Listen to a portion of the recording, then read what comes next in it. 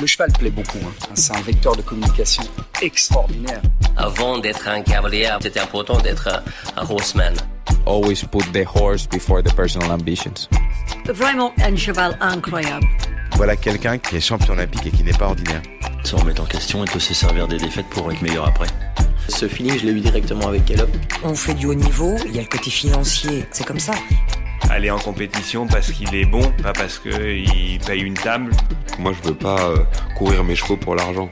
If you can do it in a way that doesn't take too much out of your horses. Quand on voit l'évolution en 10 ans de temps, qu'est-ce que ça va être dans 10 ans ? Pouvoir motiver les jeunes à aller au bout de leurs rêves.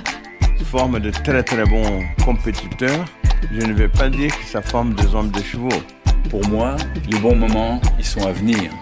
Aujourd'hui, réussir sa vie, c'est avoir la vie que l'on souhaite.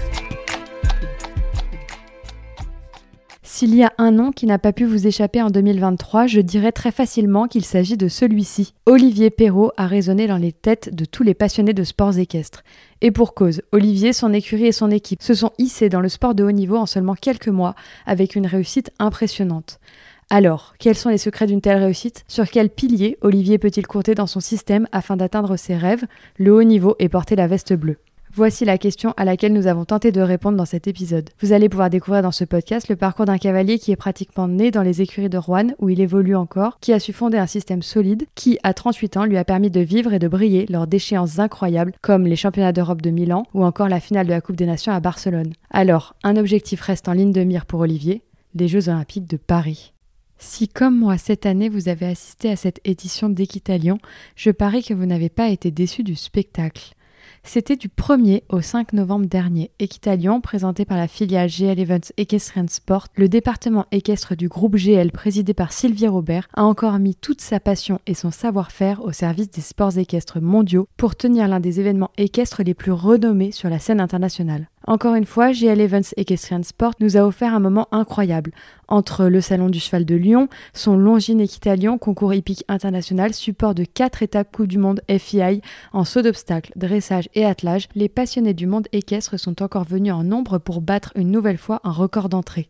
Mais GL Events ne s'arrêtera pas là et l'année 2024 s'annonce aussi excitante que chargée.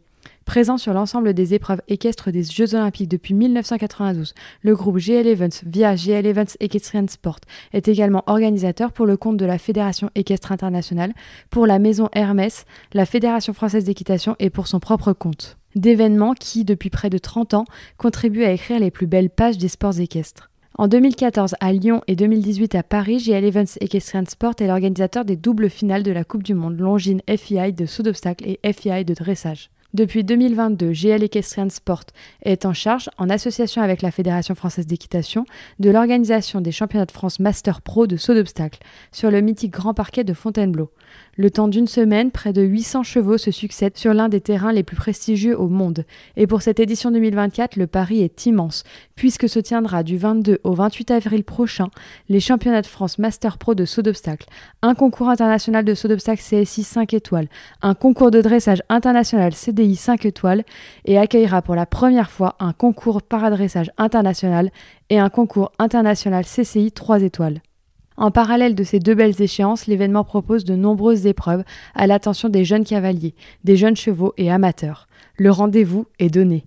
GL Events Equestrian Sport, c'est le challenge constant de proposer à l'ensemble de ses publics des événements où le sport est roi, sur lesquels la convivialité s'impose en maîtresse de cérémonie et le bien-être des chevaux en fil conducteur de chacune des actions menées par les équipes de Sylvie Robert. À l'origine de chacun de ces succès, une équipe d'une vingtaine de professionnels passionnés et de nombreux partenaires fidèles qui, tout au long de l'année, depuis plus d'un quart de siècle, œuvrent avec passion pour partager avec le plus grand nombre leur amour pour le sport et la plus noble conquête de l'homme, le cheval.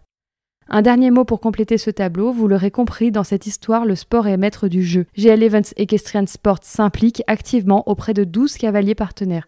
Des pilotes au talent irréfutable qui font briller sur les plus belles pistes nationales et internationales les couleurs de GL Events Equestrian Sport. Parmi eux, bien sûr, Olivier Perrault.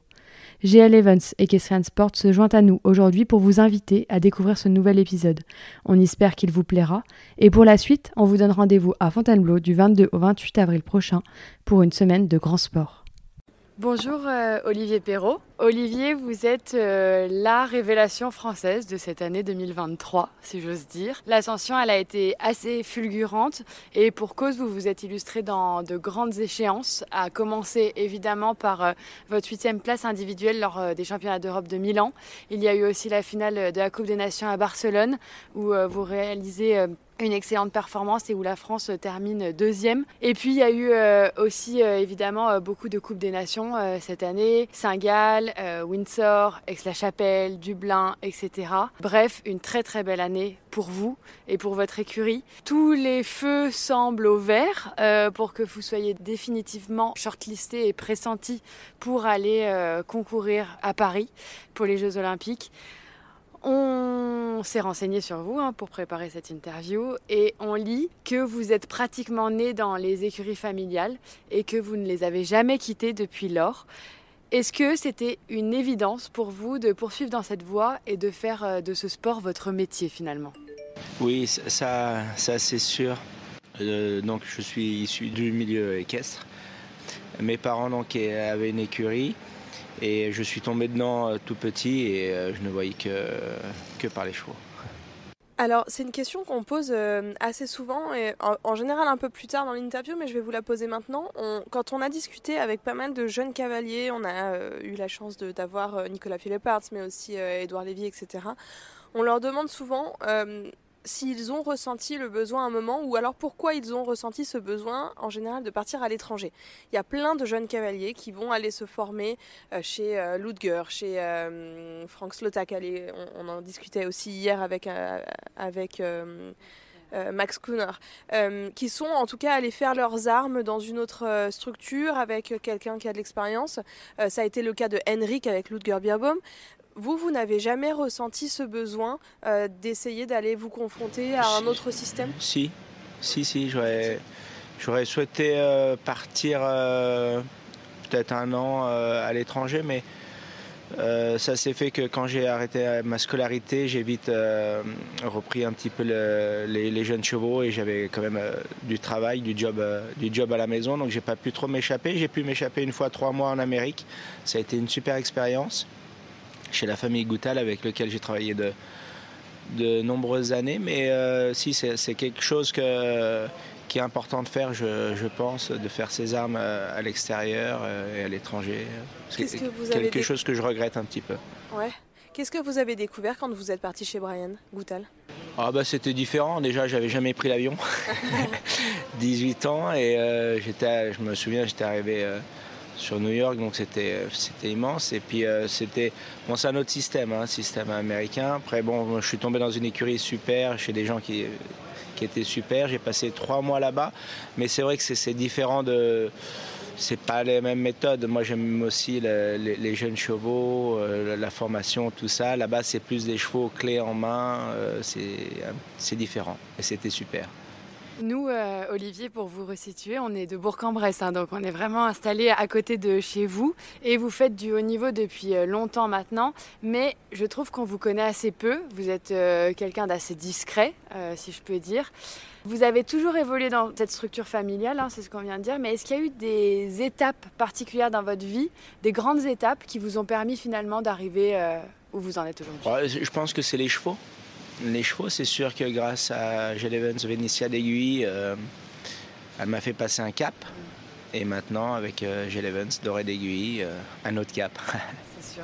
Je pense que les chevaux, c'est sûr qu'on a besoin de cracks chevaux pour venir dans ces concours. Là, j'ai regardé toutes les épreuves, tous les chevaux sautés.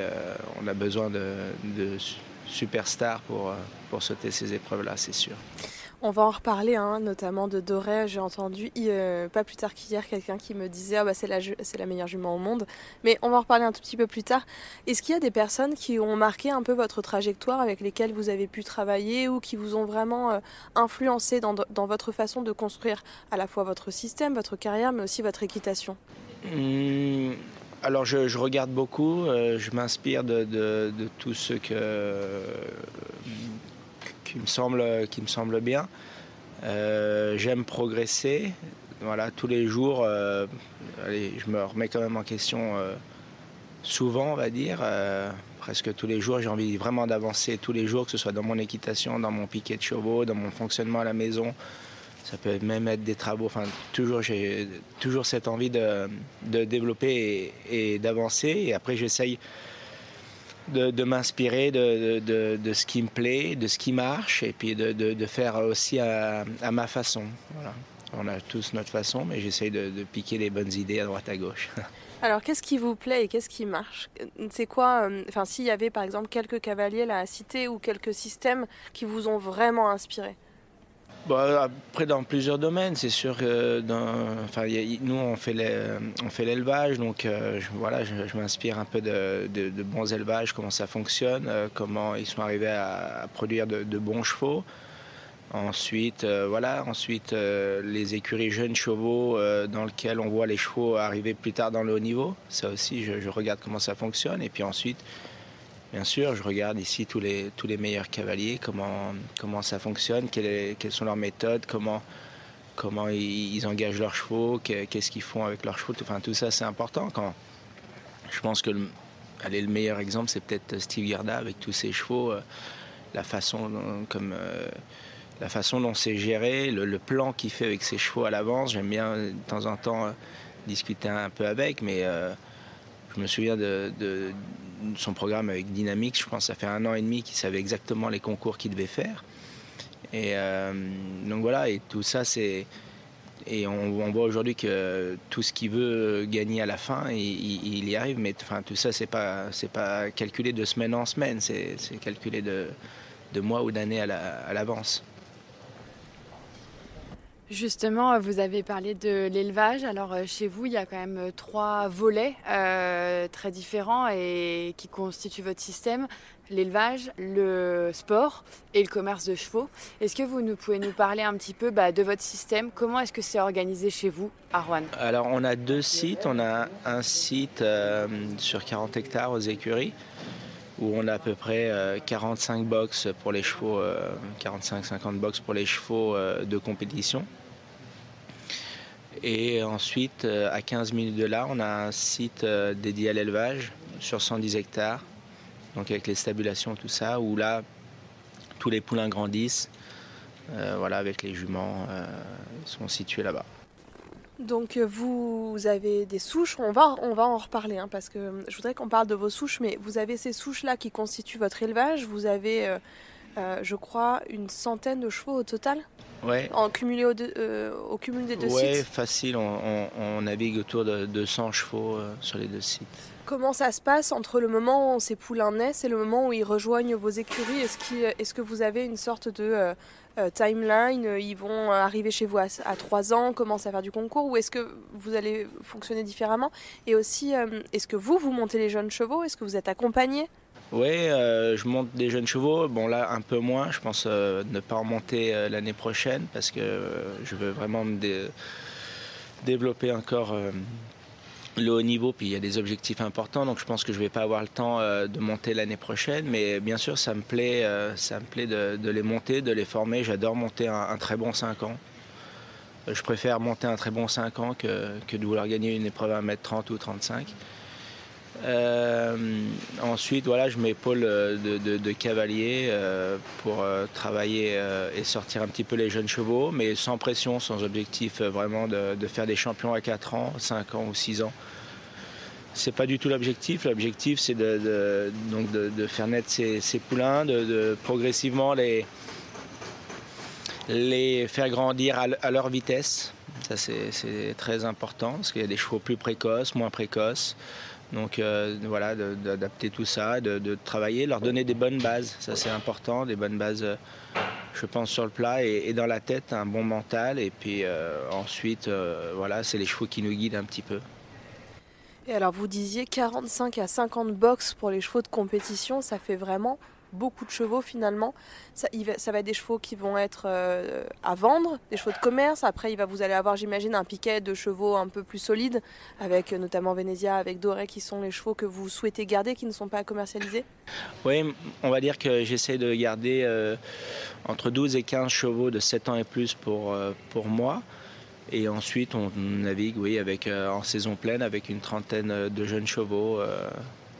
au box. Mais ensuite, voilà, on s'adapte selon des nouveaux qui rentrent, des chevaux qui sortent.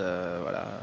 D'où ça vous vient finalement cette passion pour l'élevage? C'est assez rare aujourd'hui quand même de voir des cavaliers de haut niveau monter des chevaux de leur propre élevage. C'est beaucoup de travail, une part de chance aussi, j'imagine, c'est l'élevage de toute manière. Mais d'où est-ce que ça vous vient cette passion-là? Je pense que dès jeune, je pense que j'avais déjà 14 ans, que je montais déjà 7 ou 8 jeunes chevaux en compétition. Donc, parce que mes parents montaient beaucoup de jeunes chevaux, donc je suis tombé dans ce système. Ça me plaisait, j'aime monter toutes sortes de chevaux, des petits, des grands, des chauds, j'ai été très vite habitué à ça, et puis c'était mon métier, j'avais pas le choix que d'autres de travailler avec ces chevaux-là. Et puis ensuite ça s'est fait, l'élevage s'est développé petit à petit, puis ensuite des bonnes juments qu'on a montées, on a voulu faire des poulains et ainsi de suite. C'est comme ça que je crois que j'ai commencé à monter en cadet avec la grand-mère de Vénitia. Donc ensuite... Et quand on voit le commerce de chevaux à l'heure actuelle, est-ce que vous pensez que finalement, c'est pas indispensable, mais c'est avantageux de pouvoir monter les chevaux qu'on fait naître? Oui, bien sûr. Après l'élevage, c'est aussi très coûteux.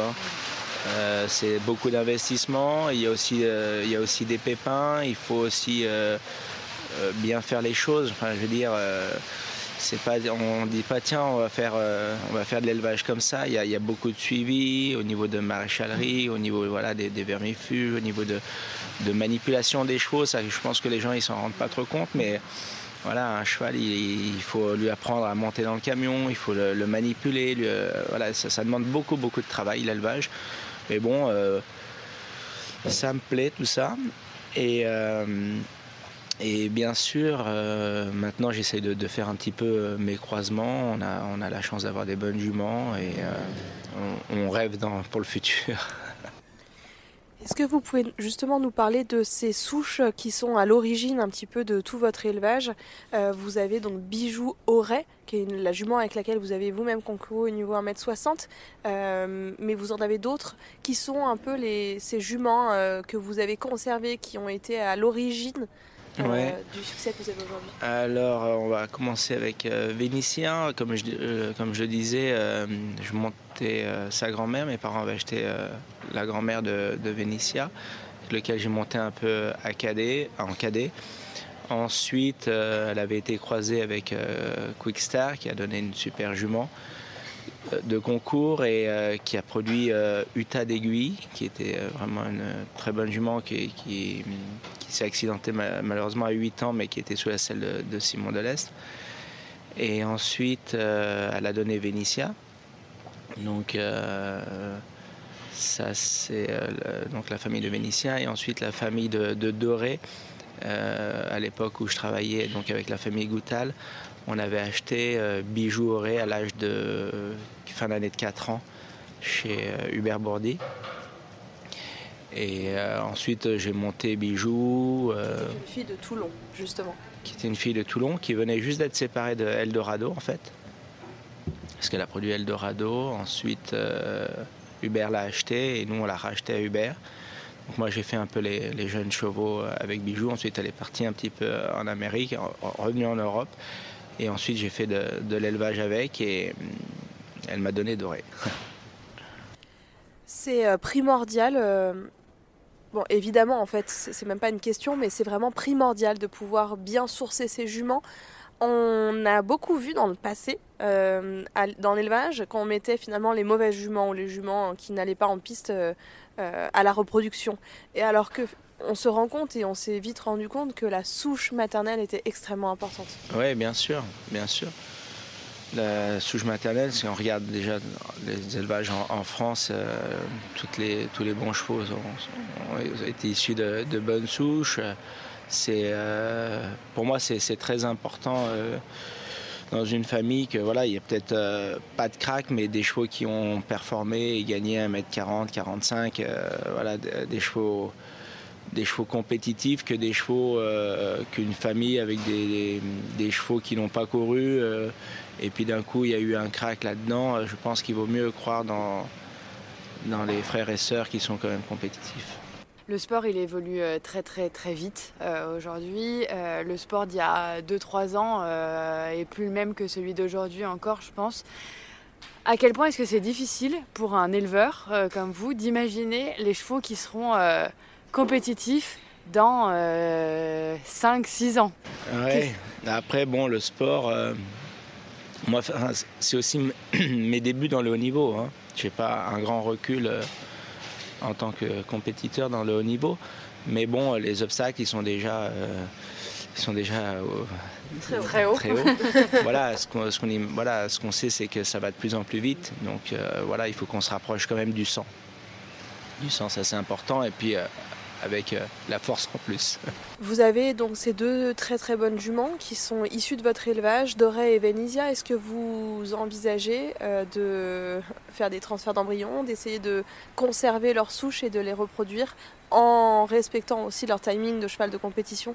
Ouais, alors Venisia, bon, elle a 14 ans, elle prend 15 ans. Elle se rapproche bientôt de l'élevage, on va dire. Donc elle, ça se passera comme ça. Et en ce qui concerne Doré, j'ai déjà fait 2 transferts d'embryons quand elle avait 3 et 4 ans. Donc elle a déjà un hongre de 5 ans qui prend 6 ans et une jument de 4 ans qui prend 5 ans et qui a déjà eu un poulain cette année. Donc on va continuer. Mais après, je ne vais pas mélanger compétition et élevage en même temps. C'est incroyable. Je me faisais cette réflexion parce que récemment, je suis allée dans un élevage et maintenant on a la grand-mère, la mère et la fille qui concourent pratiquement sur les mêmes concours. Ouais. L'élevage s'est tellement développé et va tellement vite. Vous pensez qu'on n'en est qu'au début? Ouais, après je pense qu'il faut faire attention aussi de pas... Une jument, c'est bien si une très bonne jument, c'est bien si elle fait 2-3 poulains par an. Voilà. Après une jument qui fait 15 poulains par an, ça je ne suis pas pour non plus. Je pense qu'il faut aussi qu'on avance. On a vu beaucoup d'excellents chevaux français, de l'élevage français cette année et les dernières années s'exporter à l'étranger. Je vais en citer que quelques-uns, les plus connus pour le grand public, mais ils sont beaucoup plus nombreux. Et très récemment, il y a eu Crack Bell Z, le cheval de Sébastien Nera qui a été monté par Julien Gonin, qui a été vendu à la famille Washman. On a vu évidemment Berluc sur Vozo, Fencing Kergan, vendu aussi aux Irlandais. Est-ce que vous pensez que l'élevage français a finalement de belles années devant lui? Bien sûr. Pour moi, on est l'un des meilleurs studbooks, l'un des meilleurs élevages, ça c'est sûr. On l'a vu encore cette année à Milan, je crois qu'il y avait quand même pas mal de selles français, dont 2 sur le podium encore. Non, c'est sûr qu'on a un super élevage en France. On a des très bons chevaux. Le selle français est un super studbook. Voilà. Quelles sont les origines que vous favorisez en ce moment? Vous le disiez, hein, vous êtes à l'origine des croisements, vous y réfléchissez, c'est un petit peu vous qui êtes le maître d'œuvre de la réflexion. Cette année, vous avez utilisé quels étalons par exemple? Cette année, on a 11 juments pleines. Bon, moi j'aime bien aller à diamant parce que pour moi ça a toujours été une valeur sûre et puis avec Venisia et j'ai toujours été quand même assez content, puis bon, il est quand même numéro 1 mondial, donc c'est un étalon que j'aime bien utiliser tous les ans. Ensuite de tête je sais plus exactement ce que j'ai utilisé, j'utilise aussi un petit peu mes étalons. J'ai 2 frères de Doré qui sont jeunes et différents, un 5 ans et un 7 ans dans lequel j'ai utilisé, que je vais utiliser parce que c'est des chevaux qui ont beaucoup de qualité, que je trouve qui ont beaucoup de qualité naturelle, donc j'aime bien les utiliser. J'ai lu que vous vouliez pas trop dévoiler vos étalons pour le moment, que vous aimez bien utiliser les étalons connus, célèbres, et puis que vous aviez regardé un peu à l'Anaken ce qui s'était fait. Ouais. Je note. Donc on verra ça dans quelques années alors. J'ai un petit plan dans mon téléphone. Je note les étalons qui me plaisent. Olivier, vous, comme vous le disiez, hein, vous avez encore peu d'expérience à ce niveau, mais ça y est, vous y êtes, vous avez quand même couru la plus belle échéance de l'année en termes de haut niveau qui étaient les championnats d'Europe. On l'a déjà dit, vous le savez, d'ailleurs vous faisiez la une de Grand Prix avec cette question, qui sera dans l'équipe à Paris 2024, et vous étiez quand même aux côtés de Julien Epaillard sur la photo, donc c'est quand même un très bel indice pour nous indiquer que bon, vous pourriez bien être sélectionné et de la partie pour Paris. Comment ça se passe cette arrivée au niveau? Est-ce que, à l'instar de Steve Gerda, tout était planifié depuis 3 ans? Pas aussi bien que Steve.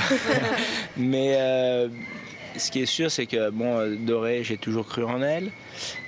Ensuite, c'est vrai qu'à 8 ans, elle a quand même un petit peu confirmé qu'elle était bonne. Elle sautait déjà les épreuves 1m45 très facilement, on va dire. J'ai pris le temps. C'est une jument qu'il fallait le temps de construire. À 9 ans, j'ai fait un petit peu des Coupes des Nations deuxième ligue, et puis j'ai fini sur 2 Grands Prix 5 étoiles.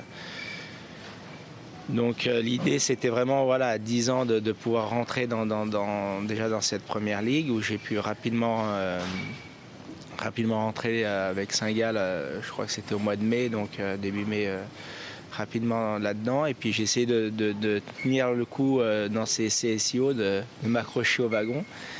Donc c'est vrai que j'ai fait une saison avec beaucoup de CSIO, parce que pour moi c'était important pour la jument, pour moi, pour prendre l'expérience et puis essayer de faire au mieux, ce qui nous a mené au championnat. Donc ça, c'était super. Aussi un peu de chance que le 5e puisse courir les championnats cette année, parce que sans ça, j'aurais jamais pu aussi participer avec Doré. Et ensuite, on a enchaîné sur la finale des Coupes des Nations, donc tout s'est bien enchaîné, on va dire. C'est pour ça qu'après, j'ai décidé de laisser un break de 3 mois à Doré, sans compétition, octobre, novembre, décembre. Parce qu'on va dire que la saison de 9 à 10, elle n'a pas eu de break. Avec l'hiver aussi, on a quand même beaucoup travaillé pour arriver assez près en début de saison. Donc là, on a décidé de donner un break de 3 mois, et elle va redémarrer début janvier en compétition. Et alors Olivier, comment s'est passée cette arrivée dans l'équipe de France? Parce que ce que vous dites, c'est que vous avez fait beaucoup de CSIO pour prendre de l'expérience. Finalement, c'est ce qu'on a dit aussi au début, l'ascension elle a été fulgurante. Vous aviez assez peu été dans cette équipe de France. Comment ça se passe? Est-ce que vous avez facilement trouvé votre place? Oui, très bien. Déjà, j'adore ces compétitions. Ouais. Ça me motive vraiment. Je préfère faire un CSIO qu'un concours, on va dire, seul. Vous êtes un cavalier d'équipe. Oui, j'adore ça. Ouais. J'adore ça, et je trouve que cette pression de championnat ou à Barcelone, tout ça, ça me motive beaucoup, et j'aime bien. Et puis j'ai la chance d'avoir Doré avec ce potentiel-là, donc c'est sûr que je veux continuer avec cette idée-là. Quel va être le planning de maintenant? On est encore en plein break de Doré, mais vous êtes ici avec d'autres chevaux pour cette compétition à Genève. Quel va être votre planning jusqu'à Paris? Comment est-ce que vous allez essayer de capitaliser au maximum sur les compétitions pour prendre encore de l'expérience à haut niveau, sans pour autant brûler vos cartouches et épuiser les chevaux avant Paris? Ouais, je pense que Doré, elle a fait donc ses preuves l'année dernière, cette année. Donc après son break, alors, je vais l'emmener à Oliva pendant 3 semaines, et là on va redémarrer gentiment, qu'elle se remette en jambes sur un 2 étoiles et 3 étoiles. Et ensuite, je vais, je pense, continuer ce circuit Coupe des Nations. Donc la première étape à Abu Dhabi début février. Ça va être le premier objectif. Ensuite, normalement, le deuxième objectif, ce sera fin mars, le deuxième CSIO à Ocala. Puis ensuite, on sera vite à Fontainebleau au mois d'avril. Et ça va être, l'année dernière, c'était beaucoup de terrain sur herbe. Là, cette année, ça va être pas mal de terrain sur sable. Donc Fontainebleau, le test event, la compétition organisée par GL Events, qui sera en fait à l'origine de toute finalisation des compétitions de Paris 2024. Ouais. On était censé interviewer Marcus Henning hier et une de nos questions était que Marcus était un exemple de longévité. Ouais. C'est impressionnant de voir à quel point il est ici depuis tellement d'années. Maintenant que vous êtes en train de faire cette ascension, d'arriver au meilleur niveau, il va falloir continuer à grappiller les points de la ranking list pour aussi un jour concourir sur le top 10 par exemple, et puis se pérenniser dans les meilleurs cavaliers du monde.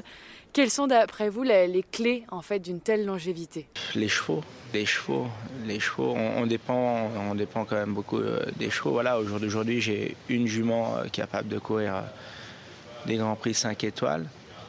Et ça va être mon prochain objectif, ça sera de construire plusieurs chevaux de 5 étoiles pour les Grands Prix. Est-ce que vous pensez que vous les avez déjà quelque part entre les prés et les écuries ? Ouais. Ça c'est sûr. C'est sûr. Après, voilà, lequel le fera, on verra. J'ai des idées, mais bon, il faut rêver, et ça c'est sûr. Mais bien sûr qu'il y a des chevaux de haut niveau qui sont aux écuries pour le futur. Voilà, mais après, il va falloir être patient, laisser du temps, et puis ils viendront progressivement. Vous vous réjouissez de cette année qui arrive, qui va avoir, j'imagine, une saveur assez particulière pour vous, entre déjà l'organisation de Fontainebleau, ce test event organisé par votre partenaire, et puis évidemment Paris 2024, organisé aussi par votre partenaire GL Events. Ouais, bien sûr. C'est motivant. C'est motivant. C'est aussi une des raisons qui me motive aussi, c'est que voilà, c'est Sylvie et toute son équipe, ils se sont battus énormément ils se battent énormément pour les cavaliers, pour offrir des concours vraiment fantastiques. Quand je vois tout le travail que ça leur demande, tout ça, c'est vrai que ça me motive encore plus pour essayer de faire briller leurs couleurs un maximum. Alors justement, j'aimerais qu'on parle de votre partenaire, de votre collaboration plutôt avec GL Events. En 2018, l'équipe de Sylvie Robert vous offrait la possibilité de courir votre premier 5 étoiles à Lyon. Ce fut le cas aussi pour Mégane Moissonnier, ce fut le cas aussi pour Antoine Herman. Donc une vraie volonté aussi de donner leur chance à des cavaliers qui arrivent à ce niveau-là. Et puis 2019, vous annonciez une collaboration sur le long terme, en vue bien sûr de Paris 2024. Comment ça se passe ? Comment ça s'est orchestré ? Sur quoi est-ce que vous pouvez compter de la part de GL Events pour vous accompagner dans votre carrière ? Oui, Sylvie, comme je disais, donc elle fait beaucoup pour tous les cavaliers. Et bon, c'est vrai qu'elle fait un peu plus pour les cavaliers de la région Rhône-Alpes, on va dire. Parce que voilà, c'est sa région, et elle nous aide beaucoup. Ça a commencé avec déjà le Grand National, les équipes du Grand National, et puis ensuite la possibilité aussi de monter à Lyon, de monter au Hermès. Ça a été une grande chance pour moi. En mars 2019, c'est elle qui m'a poussé à venir, on va dire, qui m'a offert la possibilité de monter, et même moi, je n'osais même pas venir, je pensais même pas avoir ma place pour venir au concours, et j'ai gagné avec Vénitia le Saut Hermès le samedi, donc ça a été fantastique. Mais c'est vrai que elle m'a un peu poussé à croire en moi presque, et puis en me disant voilà, allez, go, faut y aller. Et c'est vrai que ça a été une chance vraiment en 2019, et puis ensuite ils sont devenus partenaires en 2019 avec l'objectif sur le long terme en vue des grandes échéances, et puis tout avance dans le bon sens, donc c'est génial. Et surtout on a la chance d'avoir Doré qui arrive et prend le relais, on va dire, de Vénitia, et ça c'est fantastique de pouvoir compter sur une jument comme ça. Merci Olivier pour tout ça. On a juste à la fin du podcast, souvent on pose quelques petites questions un peu plus rapides. Si vous ne deviez retenir qu'un seul moment de cette année 2023, ce serait lequel ? Le sans faute première manche avec Aix-la-Chapelle. Ok. pas les championnats d'Europe alors? Moi j'étais plus impressionné par Aix-la-Chapelle que pour les championnats d'Europe. Et alors qu'est-ce qu'on ressent quand on est au milieu de l'arène à Aix-la-Chapelle? Il y a un stade qui est rempli. Je pense pas qu'on puisse se rendre compte si on n'est jamais allé parce que c'est assez impressionnant, mais le stade est plein à craquer et on est sans faute. À quoi on pense et qu'est-ce qu'on ressent? Déjà c'est une semaine qui est longue. Parce que je crois que ça attaque le mardi, je crois la visite est le lundi. Donc on saute tous les jours et dès le mercredi, le premier Grand Prix, il est déjà impressionnant. Donc il a été déjà sans faute la jument dans ce Grand Prix-là. Et puis j'ai réussi à me qualifier donc, pour le Grand Prix de justesse.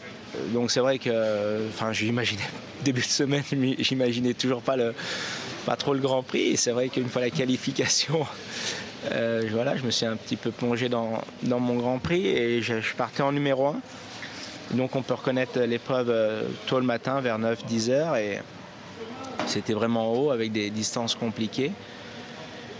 Et ensuite on remarche le Grand Prix juste avant. Il y avait un choix de foulée sur cette dernière ligne. Il y avait un vertical suivi de, je crois, 22,50 m à Auxerre, mais on venait de sauter le triple avant et puis on galope beaucoup. Et il y avait vraiment un choix de foulée 4 ou 5 et c'était vraiment compliqué pour moi de penser faire 5 foulées. Et je me revois sauter le vertical et au-dessus du vertical, je vois tout de suite mes 4 foulées et la jument saute l'Auxerre sans faute et ça a été vraiment pour moi un des meilleurs moments. Merci beaucoup Olivier. Merci. Et puis on vous souhaite un bon fin de concours ici au CHU de Genève. Merci. Merci Olivier.